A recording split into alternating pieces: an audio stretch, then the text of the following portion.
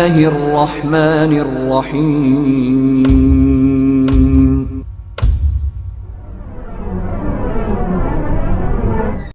إن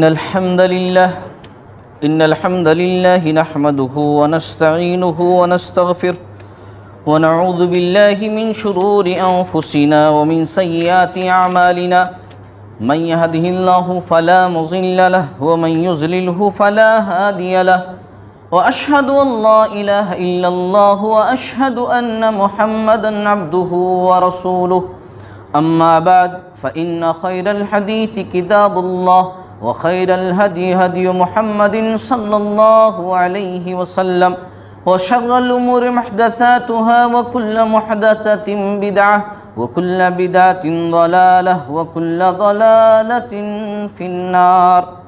أعوذ بالله من الشيطان الرجيم. بسم الله الرحمن الرحيم. إن قارون كان من قوم موسى فبغى عليهم وآتيناه من الكنوز ما إن مفاتحه لتنوء بالعصبة أولي القوى. رب اشرح لي صدري ويسر لي أمري واحلل عقدة من لساني يفقهوا قولي. رب زدني علما رب زدني علما رب زدني علما. محترم حاضرین جمعہ، خواتین اسلام، اللہ تعالیٰ کی تعریف ہو جو تمام تعریفات کا مستحق ہے، جو تنہا زمین آسمان اور تمام اختیارات کا مالک ہے، تمام نبیوں پر خصوصاً آخری نبی جناب محمد رسول اللہ صلی اللہ علیہ وسلم پر بیش بہا بے پناہ درود و سلام کا تحفہ ہو، جن کے ذریعے سے اسلام جیسی عظیم نعمت ہم تک پہنچی، صلی اللہ علیہ وسلم. محترم حضرات، آج جس موضوع پر، جس ٹاپک پر مجھے بات کرنی ہے، وہ موضوع ہے قارون کا واقعہ اور چند نصیحتیں. قارون کا واقعہ پہلے میں سناؤں گا مختصر انداز سے، پھر اس سے حاصل ہونے والی جو نصیحتیں ہیں ان کا تذکرہ کروں گا، تقریباً کچھ 7-8 نصیحتیں. اور اسی مناسبت سے میں نے سورۃ القصص کی آیت پڑھی ہے، کیونکہ سورۃ القصص کے اندر قارون کا پورا واقعہ جو ہے ذکر کیا گیا ہے. آیت نمبر 76 سے لے کر کے 83 تک آپ پڑھیں گے تو قارون کا پورا واقعہ قرآن مجید کی سورۃ القصص کے اندر اللہ تعالیٰ نے ذکر کیا ہے. محترم حضرات، دولت کے بارے میں قرآن، اسلام، شریعت کے 2 اصول ہیں دولت کے بارے میں، مال کے بارے میں.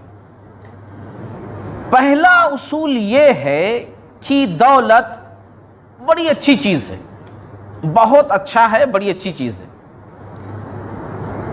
اس شرط کے ساتھ کہ دولت ایسے شخص کے پاس ہو جو نیک ہو، اپنے مال سے نیکی کا کام کرتا ہو، اچھائی کا کام کرتا ہو، یتیموں کا خیال کرتا ہو، بیواؤں کا خیال کرتا ہو، معاشرے میں جو غریب طبقہ ہے ان کا خیال کرتا ہو، غرض کی اپنے مال کو اچھے کاموں میں استعمال کرتا ہو، اپنے اوپر بھی اور دوسروں کے اوپر بھی، تو اس کے لیے دولت بڑی اچھی چیز ہے. اور ایسے شخص کے بارے میں نبی رحمت صلی اللہ علیہ وسلم کی حدیث ہے کہ ایسے شخص کو دیکھ کر کے رشک کرنا بنتا ہے، صحیح ہے کہ ہم ایسے شخص کو دیکھ کر کے سوچیں، رشک کریں کہ اللہ تعالیٰ جیسے اس کو تو نے دیا ہے مجھے بھی دے دے، تاکہ ویسے جیسے وہ اچھا کام کر رہا ہے دولت کے ذریعے سے، ایسے میں بھی کروں۔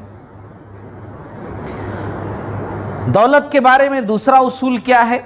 دوسرا اصول یہ ہے کہ دولت بہت بری چیز ہے، بہت بری چیز ہے اس شخص کے لیے کہ دولت ایسے شخص کے پاس ہو کہ جو برا ہو اور دولت کی وجہ سے اور برا بن گیا ہو۔ پیسہ ہے تو اور برا بن گیا ہو، اپنے مال کا استعمال غلط چیزوں میں کرتا ہو، عیاشیوں میں، دیگر چیزوں میں دولت کو لٹاتا ہو، اپنے مال کے ذریعے سے بہت سارے لوگوں کے اچھے کاموں میں روڑا بنتا ہو اپنی دولت کے ذریعے سے، تو دولت اس کے لیے بہت بری ہے، بہت بری چیز ہے۔ تو یہ دو اصول ہیں شریعت کے دولت کے بارے میں۔ بہت اچھی چیز ہے دولت، لیکن کس کے لیے؟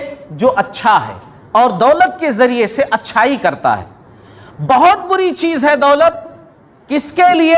جو برا ہے اور برائی کے راستوں میں اپنے دولت کو خرچ کرتا ہے، تو اس کے لیے دولت بہت بری چیز ہے۔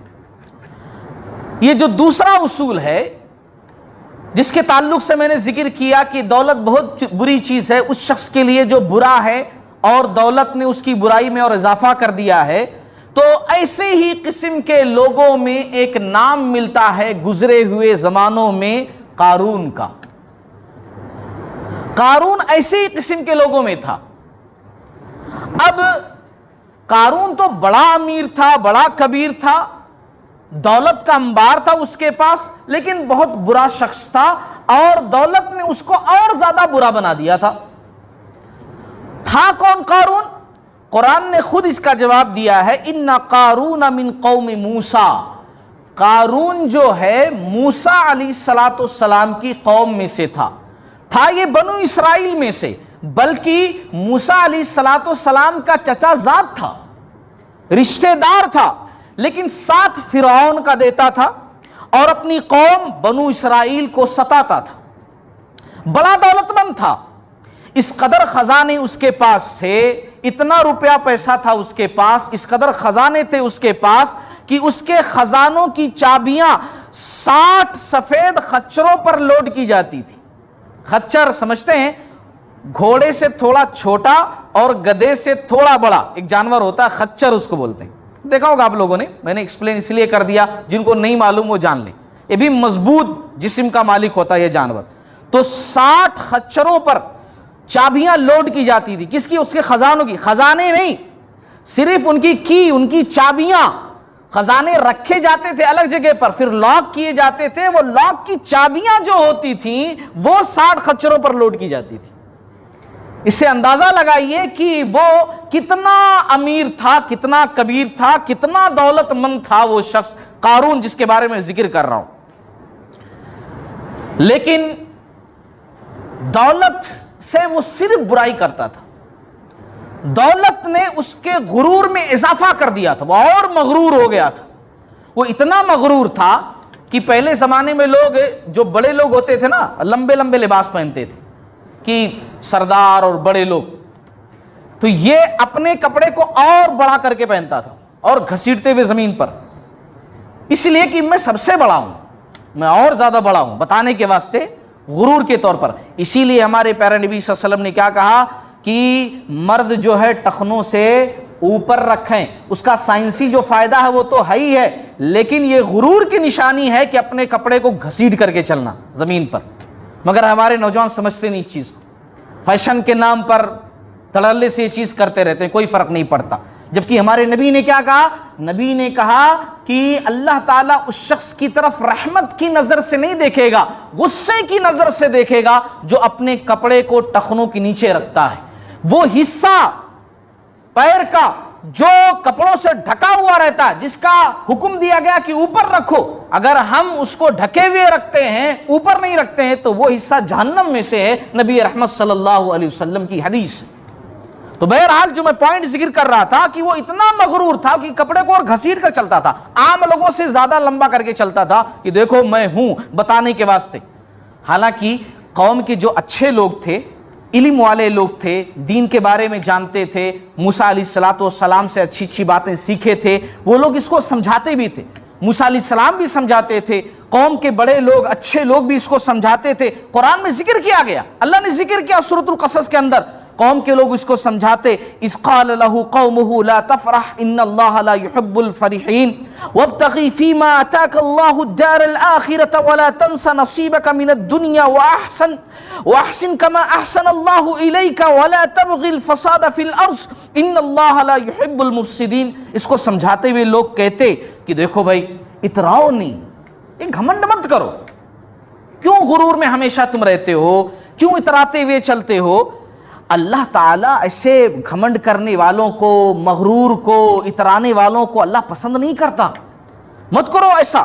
دیکھو اللہ نے جو تم کو مال دے رکھا ہے نا, تو اس سے آخرت کی تیاری کرو, اچھے کام کرو, بھلائی کے کام کرو. ہاں دنیا میں بھی تم بھی ٹھیک ٹھاک رہو, اچھے سے رہو, یہ بات نہیں ہے, لیکن آخرت کے بارے میں بھی سوچو, اپنے بارے میں بھی سوچو. اللہ نے مال دیا ہے تو جیسی بھلائی اللہ نے تمہارے ساتھ کی ہے مال دے کر کے, اللہ نے تم کو دیا ہے, تمہارے اوپر بھلائی کی ہے, احسان کیا, اللہ نے تم کو اتنا مال دیا ہے, ویسے تم بھی لوگوں پر بھلائی کرو, تم بھی اپنے مال کے ذریعے سے لوگوں کی مدد کرو. اور مال کے ذریعے سے ملک میں فساد مت کرو, اس لیے کہ اللہ تعالیٰ فساد کرنے والوں کو پسند نہیں کرتا ہے. مت کرو ایسا. لوگ سمجھاتے اس کو. ان تمام باتوں کا وہ جواب کیا دیتا؟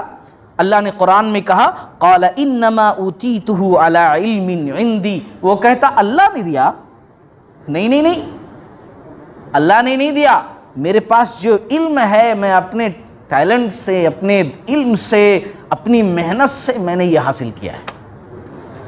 اس میں اللہ کا کوئی ہاتھ نہیں ہے, میں نے سب کچھ کیا ہے, میں نے حاصل کیا یہ چیز.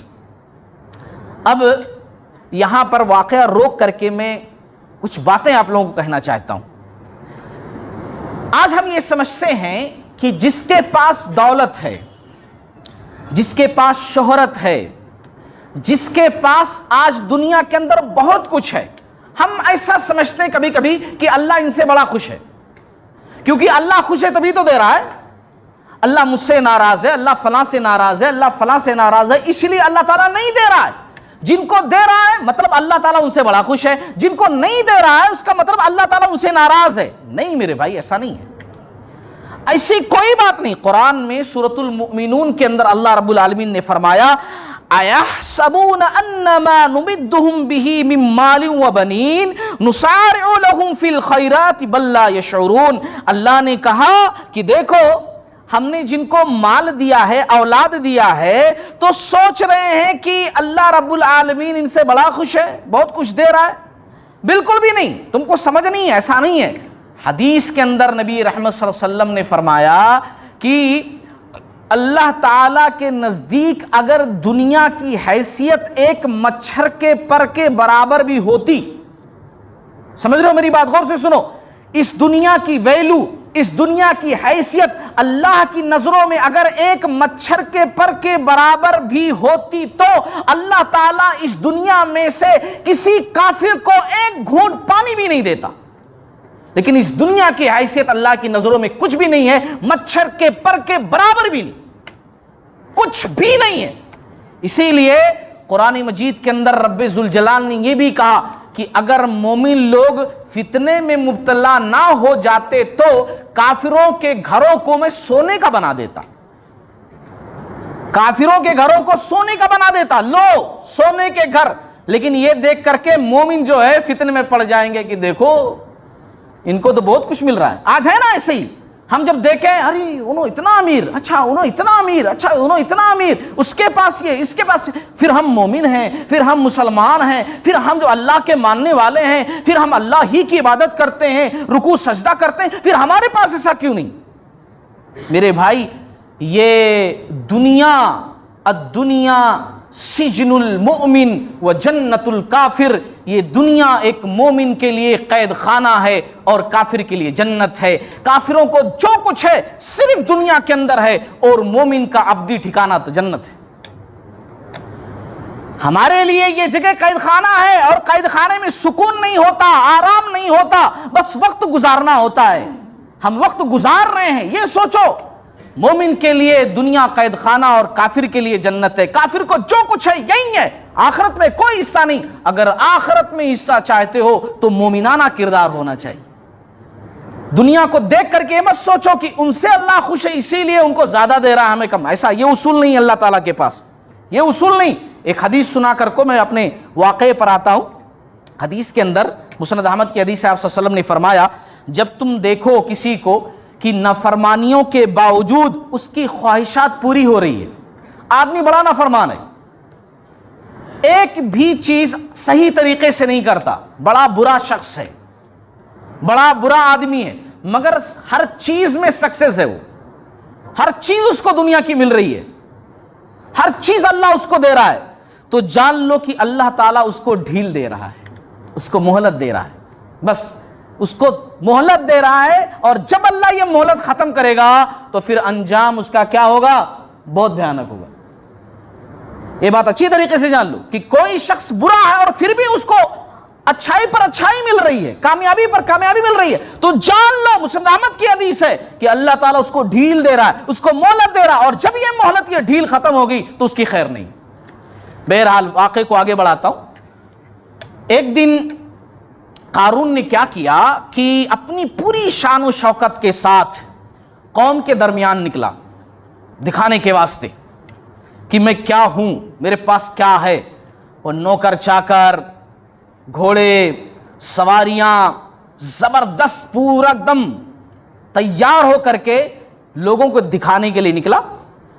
اب یہ دیکھ کر کے جو دنیا کے طلبگار تھے, جیسے آج کل ہم لوگ سوچتے ہیں, جو دنیا کے چاہنے والے تھے, دنیا کے طلبگار تھے مومن ہی, تھے مسلمان ہی, لیکن ایمان کمزور تھا, علم نہیں تھا, دنیا کے چاہنے والے زیادہ تھے.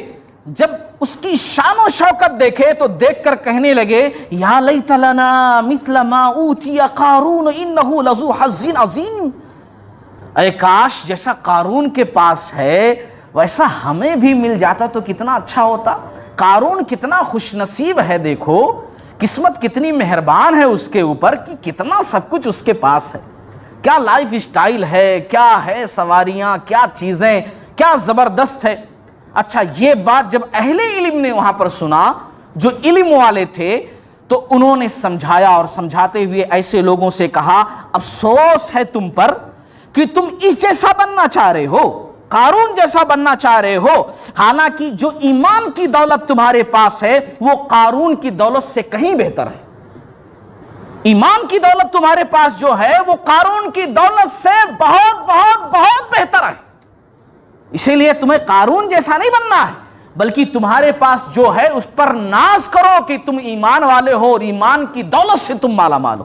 یہ دنیا کی دولت نہیں ہے, کوئی بات نہیں, قارون جیسا مت بنو. اچھا قارون ہمیشہ اپنے غرور میں مبتلا رہتا تھا, ہمیشہ. ایک دن ایسا ہوا کہ صحیح بخاری کی حدیث ہے, اور ایک واقعہ بھی اس تعلق سے ہے. عبداللہ بن عباس مفسر قرآن کا قول ہے, یہ ان کا کہنا ہے, تفسیر تبری کے اندر یہ بات ذکر کی گئی ہے, میں نے حوالہ اس لیے دیا ہے تاکہ جان لیں آپ لوگ. ایک دن کیا ہوا کہ قارون ایک فاحشہ عورت, ایک بری عورت کو پیسہ دے کر کے لوگوں میں یہ کہنے کے لیے بھیجا, نعوذ باللہ من ذالک, کہ موسیٰ علیہ السلام نے غلط کام کیا ہے, ان کو بدنام کرنے کے لیے. موسیٰ علیہ السلام تب جب یہ بات پہنچی, عورت کو بلایا اور اللہ کا واسطہ دے کر کہا کہ بتاؤ تم کو ایسا کرنے کے لیے کس نے کہا ہے. تو اس نے کہا کہ قارون نے مجھے پیسہ دیا تھا, ایسا کہنے کے لیے, ایسا کرنے کے لیے کہا تھا. اس موقع پر اللہ کے نبی موسیٰ علیہ السلام نے اللہ سے بد دعا کی, اور بد دعا کا اثر یہ ہوا کہ اللہ تبارک و تعالی نے قارون کو اس کے تمام خزانوں سمیت, اس کے گھر سمیت, اس کے پاس جتنے خزانے تھے وہ تمام سمیت اللہ نے زمین میں دھسا دیا, اور وہ قیامت تک دھستا جائے گا. ابھی جس وقت میں یہاں منبر پر کھڑے ہو کر کے تقریر کر رہا ہوں, اس کے بارے میں بیان کر رہا ہوں, ابھی بھی وہ زمین میں دھستا جا رہا ہے, اور قیامت تک وہ دھستا جائے گا. اللہ نے اس کو یہ سزا دی. ابھی بھی وہ دھس رہا ہوگا اور وہ دھستا ہی جائے گا. زمین کے اندر, زمین کی سطح کے اندر, زمین کی تہوں کے اندر اللہ تعالیٰ اس کے خزانے سمیت اس کو دھساتا جائے گا. قارون کا یہ انجام ہوا. اچھا, جب قارون کا یہ انجام ہوا تو وہ لوگ جو اس کو دیکھ کر کے طلب کر رہے تھے کہ کاش ایسی قسمت ہماری بھی ہو جائے, وہ کہنے لگے وَإِكَأَنَّ اللَّهَ يَبْسُطُ الرِّزْقَ لِمَن يَشَاءُ مِنْ عِبَادِهِ وَيَقْدِرُ لَوْلَا أَمَّنَّ اللَّهُ عَلَيْنَا لَخَسَفَ بِنَا وَإِكَأَنَّهُ لَا يُفْلِحُ الْكَافِرُونَ. کہنے لگے اللہ رب العالمین جس کے لیے چاہتا ہے دیتا ہے, جس کو چاہتا ہے نہیں دیتا ہے. اچھا ہوا اللہ نے اس جیسا ہم کو نہیں بنایا. ہاں, ہمارے پاس مال نہیں ہے, اچھا ہی ہے. اچھا یہ ہے کہ قارون جیسا اللہ نے ہم کو نہیں بنایا, کیونکہ ناشکروں کا انجام دیکھو کیا ہوتا ہے. کیا ہوا ناشکروں کا انجام, کیا ہوئی اس کی حالت. اب بات سمجھ میں آئی, جب دیکھے نا رزلٹ اس کا تب بات سمجھ میں آئی. تو یہ جو ہے قارون کا واقعہ ہے. اب مختصراً اس واقعے سے حاصل نصیحتیں میں آپ لوگوں کو بتانا چاہتا ہوں جو بہت اہم ہے. اس واقعے سے کیا نصیحت حاصل ہوئی؟ قرآن میں اللہ تعالیٰ نے اس واقعے کو ذکر کیا ہے اور قرآن نصیحتوں سے بھری ہوئی کتاب ہے. بس غور کرنے کی ضرورت ہے, بس غور سے پڑھنے کی ضرورت ہے, بس سمجھنے کی ضرورت ہے. اس واقعے کو اللہ نے اپنی مقدس کتاب کے اندر ذکر کیوں کیا؟ چند نصیحتیں میں آپ لوگوں کے سامنے رکھوں گا. پہلی نصیحت جو اس واقعے سے معلوم ہوئی کہ وہ مال بہت برا ہے جو انسان کی آخرت کو برباد کر دے. وہ مال, وہ دولت, وہ جائیداد, وہ پراپرٹی بہت بری چیز ہے جو انسان کی آخرت کو برباد کر دے, جو انسان کو مغرور بنا دے, جو انسان کو اس قسم کا بنا دے کہ اپنے رشتہ داروں کو حقیر سمجھے, اپنے سامنے دوسروں کو نیچا سمجھے, اپنے آپ کو بڑا سمجھے, مجبوروں کا مذاق اڑائے, غریبوں کا مذاق اڑائے, یتیموں ناداروں کا سہارا نہ بنے, اپنے غرور میں رہے اور احساس برتری میں ہمیشہ مبتلا رہے, گردن اکڑی ہو, نظر اونچی ہو, ناک اونچی ہو, معاشرے کے اندر بڑا میں پنے کے ساتھ چلتا رہے. وہ دولت, وہ مال بہت بری چیز ہے جو انسان کی آخرت کو برباد کر دے. یہ پہلی نصیحت معلوم ہوئی اس واقعے سے.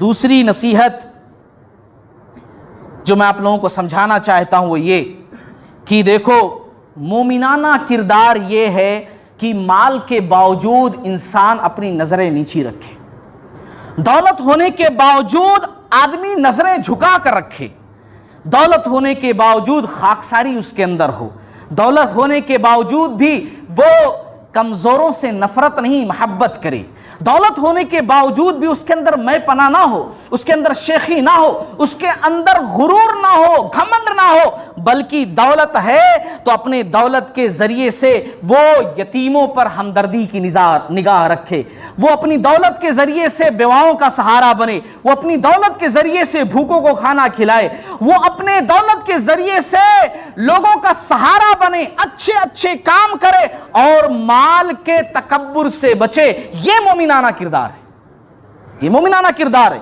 اسی طریقے سے ایک نصیحت اور بھی معلوم ہوتی ہے کہ ہمیں اس دنیا کے اندر جو کچھ ملے, ہماری محنت سے ملے, ہماری قسمت سے ملے, جو کچھ ملے اسے ہمیں اللہ کی طرف منسوب کرنا چاہیے. کیسے یہ چیز حاصل ہوئی, آپ نے کیا کیا جو اتنے سکسس ہوئے, کیسے آپ کا کاروبار اتنا بہترین ہو گیا, کیسے آپ کامیاب ہوئے, کیسے آپ اتنے امیر ہو گئے؟ الحمدللہ ھذا من فضل ربی, یہ میرے رب کا فضل ہے, یہ میرے رب کی مہربانی, میرا تو کچھ بھی نہیں ہے, میں نے کوشش کی, میرے رب کی مہربانی ہے جو مجھے یہ چیز ملی. قارون نے کیا کہا تھا کہ نہیں, اس میں اللہ کا کوئی ہاتھ نہیں, اس میں جو کچھ ہے میرے پاس وہ میرے دماغ سے ہے. گرچہ آپ کے دماغ سے ہو,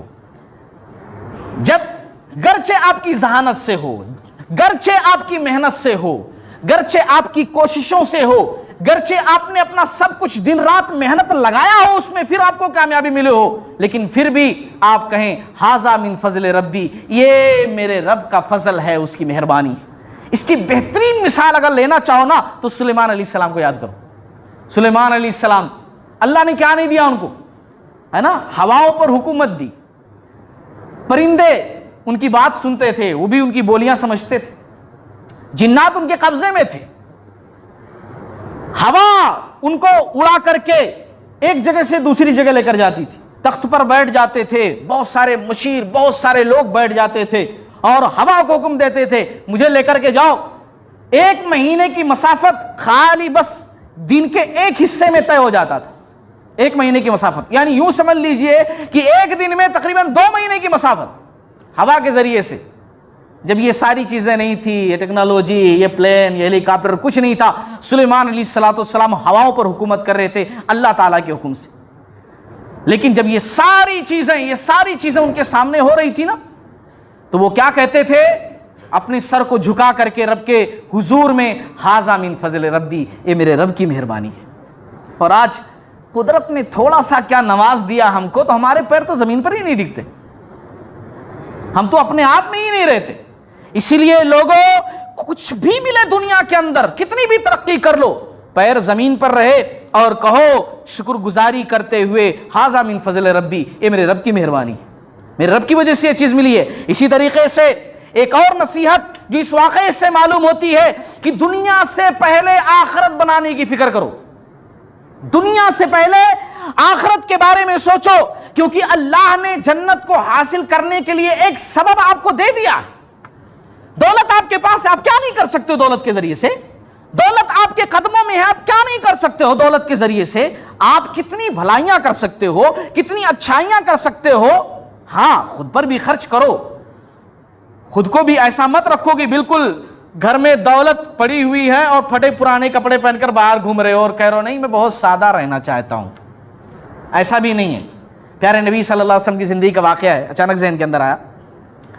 ایک صحابی تھے, میلے کچیلے کپڑے میں جو ہے مسجد نبوی کے اندر آئے. آپ صلی اللہ علیہ وسلم کو پتا تھا کہ مطلب یہ اچھی پوزیشن پر ہیں, بہت امیر کبیر نہیں, لیکن اچھا کپڑا پہن سکتے ہیں, اچھا کھا سکتے ہیں, اتنا تو ہے ان کے پاس. تو آپ صلی اللہ علیہ وسلم نے ان کی طرف نظر ہی نہیں کی. صحابہ کرام تو آپ صلی اللہ علیہ وسلم کے نظروں کی مشتاق رہتے تھے, دیکھتے تھے نبی کریم صلی اللہ علیہ وسلم ہماری طرف دیکھے کہ نہیں دیکھے, سلام کا جواب کس طریقے سے دیے, مسکرائے کہ نہیں مسکرائے, دیکھتے تھے. تو آپ صلی اللہ علیہ وسلم کی طرف نہیں دیکھے, تھوڑا دیکھ کر کے جیسے دیکھے ان کو, اس کے بعد ان کی طرف زیادہ آپ صلی اللہ علیہ وسلم نہیں دیکھے. انہوں سمجھ بھی گئے کہ آپ صلی اللہ علیہ وسلم میری طرف غور سے کیوں نہیں دیکھے. وہ سمجھ بھی گئے, محبت کرنے والے تھے نا, سمجھ بھی گئے, محبت کرنے والے سمجھ بھی جاتے ہیں. فوراً گھر گئے, گھر جا کر کے پھر سے اچھا کپڑا بدل کر کے آئے.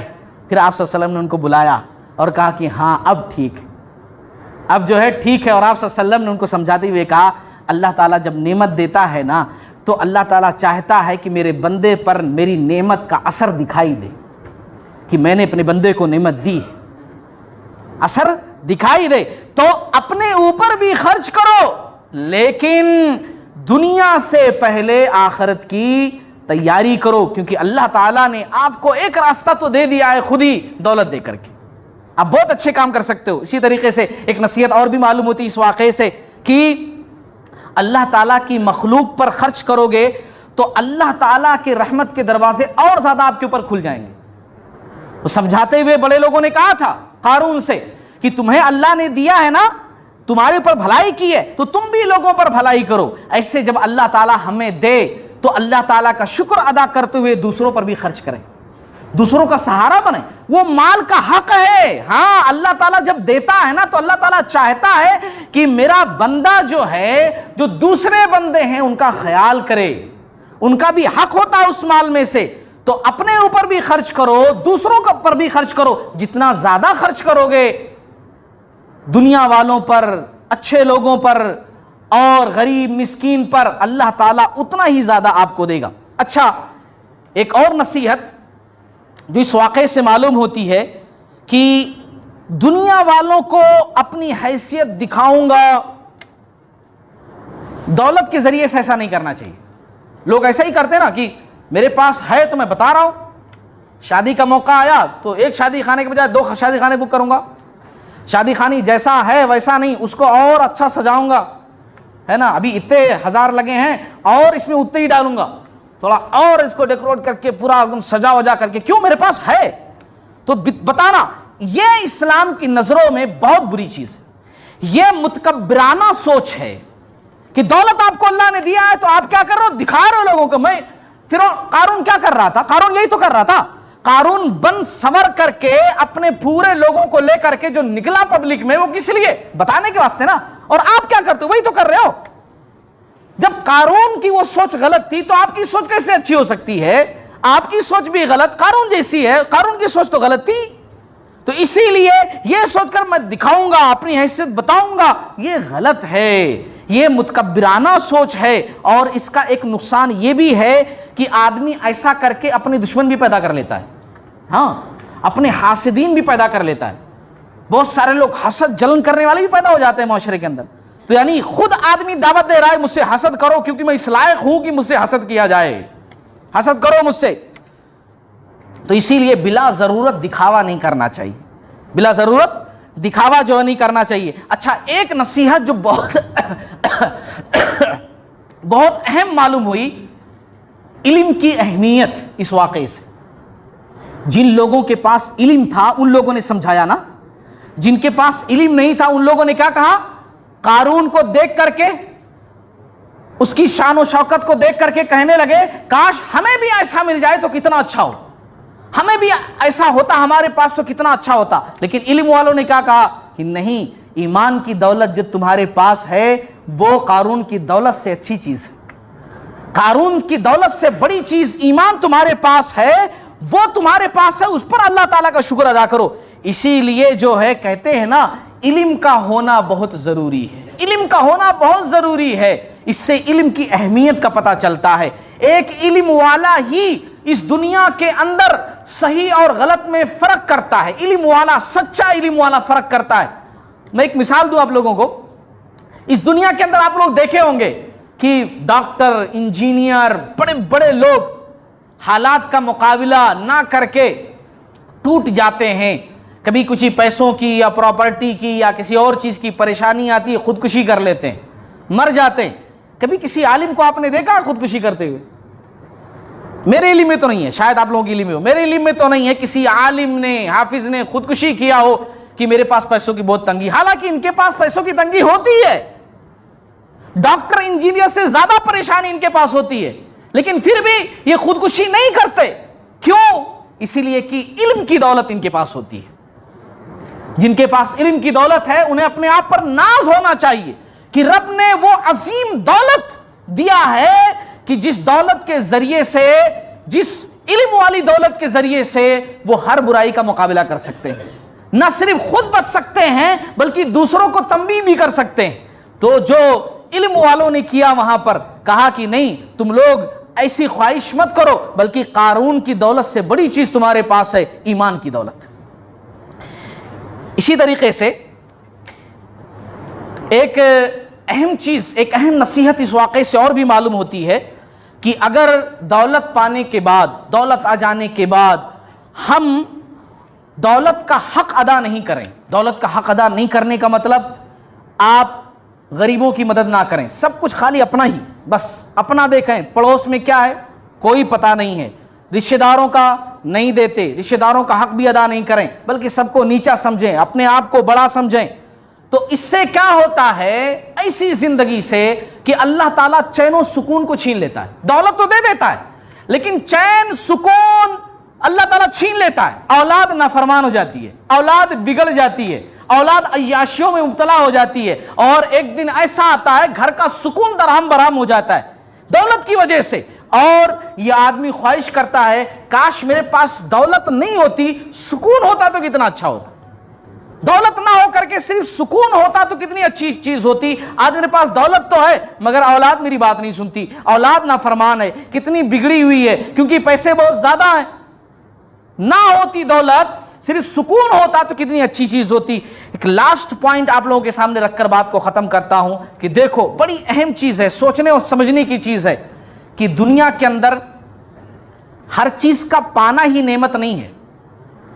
آپ دولت حاصل کر لیے، نعمت، شہرت حاصل کر لیے، نعمت، عزت حاصل کر لیے، نعمت، عہدہ حاصل کر لیے، نعمت.